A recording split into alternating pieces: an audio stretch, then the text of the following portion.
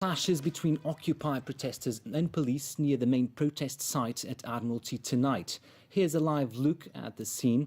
Earlier, police in riot gear used pepper spray on students who were attempting to storm government headquarters. Later, the students managed to reclaim a vital street leading to CGO.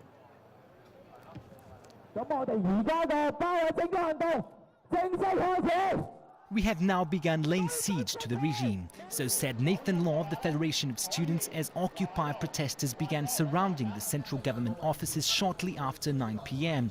Scuffles broke out as protesters clad in goggles, masks, donning umbrellas and makeshift shields flocked to access points. Police used pepper spray and batons to contain the stream of protesters. Several people were seen being taken away by police. Later this evening, an apparently successful attempt to reoccupy Lung War Road, the site of previous standoffs. Police showing warning banners tried to contain demonstrators, but to no avail. Eventually, hundreds of protesters with umbrellas to protect against pepper spray took both lanes of the road, forcing traffic there to turn back. Lines of police with anti-riot gear retreated onto the entrance to the chief executive's office. Protesters then carried barriers onto Lung War Road in a bid to grab even more ground, forcing yet another tense standoff with police. Police then used pepper spray, forcing protesters to retreat, removed barriers and, wielding batons, charged into the crowd.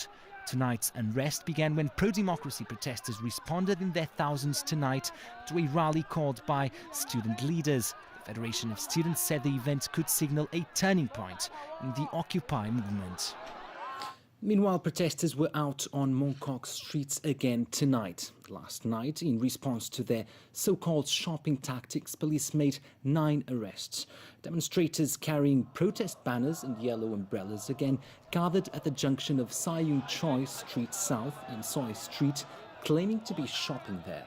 Businesses lowered their shutters and some protesters started crossing roads at a defyingly slow pace.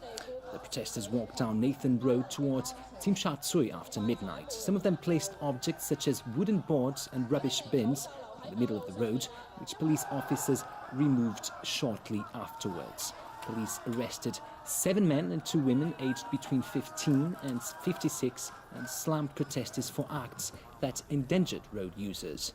The crowd dispersed at about 4 a.m.